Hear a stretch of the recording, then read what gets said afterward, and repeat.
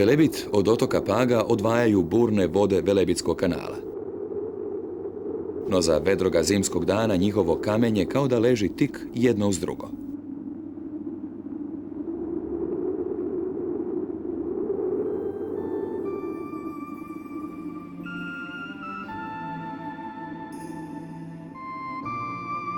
Pustoš Paškoga kamenjara krije u sebi poneku zanimljivost. Jedna je od njih Svetojanska lokva, koja je od davnina služila za napajanje blaga, pa se pretpostavlja da je umjetno stvorena.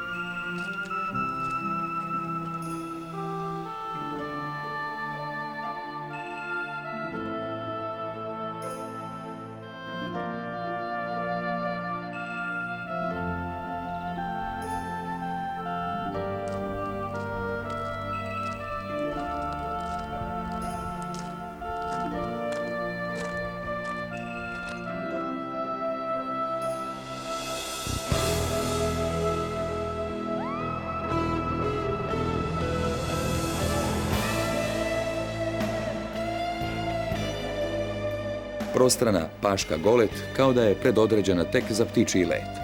No nad plavim vodama uvale Sveto Janj i danas možemo naći zanimljive ostatke davne prošlosti.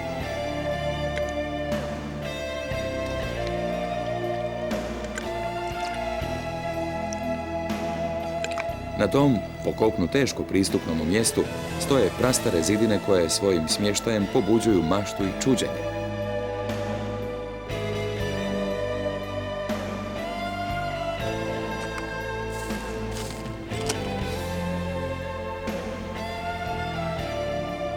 Podignute su u 6. stoljeću, za vrijeme vladavine cara Justinijana, koji nakon provale Gota ponovno uspostavlja istočno-jadranski plovni put.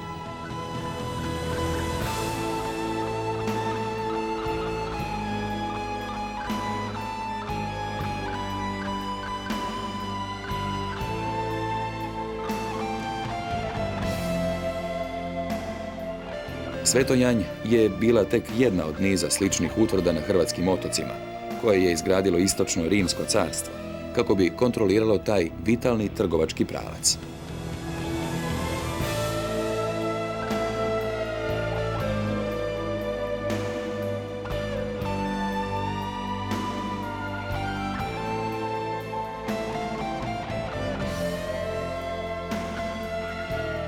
Iako na izgled pust i nezanimljiv, neosporna atraktivnost Paškog kamenjara leži pod velikim nebom, poput ekološkog zaloga za budućnost.